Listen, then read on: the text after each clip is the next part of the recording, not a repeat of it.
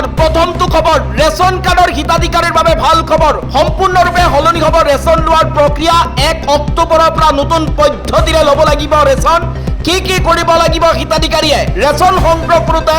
জানি লওক এতিয়াই হিতাধিকাৰীয়ে চাউলৰ লগতে লাভ কৰিব দাইল চেনি আৰু নিমখ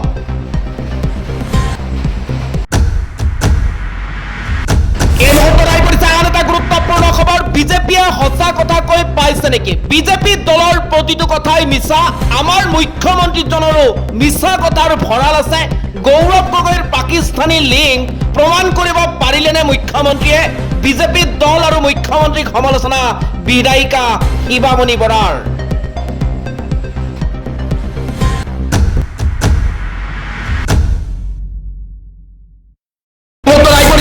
গুৰুত্বপূৰ্ণ খবৰ অসমৰ প্ৰতিটো সমষ্টিতে চলিব উচ্ছেদ আগতীয়াকৈ খবৰ নিদিয়াকৈ য'তেই মন যায় তাতেই চলিব উচ্ছেদ আগতীয়াকৈ খবৰ দি পলাবলৈ সুযোগ দিয়া নহয় দখলকাৰীক এডোখৰ মাটিও সন্দেহজনক নাগৰিকক ল'বলৈ দিয়া নহ'ব অসমত উচ্ছেদ চলিয়ে থাকিব বন্ধ নহয় মুখ্যমন্ত্ৰী ডক্টৰ হিমন্ত বিশ্ব শৰ্মাৰ এই ডাঙৰ মন্তব্য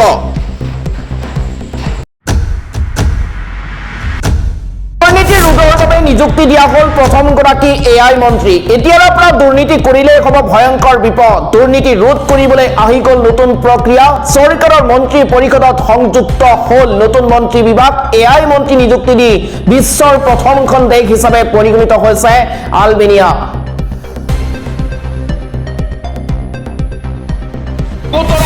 আন এটা গুৰুত্বপূৰ্ণ খবৰ বিপদ বিজেপিৰ কোচ ৰাজবংশী এলেকাত প্ৰৱেশ নিষিদ্ধ বিজেপিৰ কোকৰাঝাৰত কোচ ৰাজবংশী এলেকাত বিজেপিৰ প্ৰৱেশত বাধা গোলকগঞ্জৰ ঘটনাৰ পিছতে জাঙুৰ খাই উঠিছে এএছডিসি কোচ ৰাজবংশী লোককো বিজেপি ত্যাগ কৰিবলৈ আহ্বান ঘোষণা কমতাপুৰ ষ্টেট ডিমাণ্ড কাউন্সিলৰ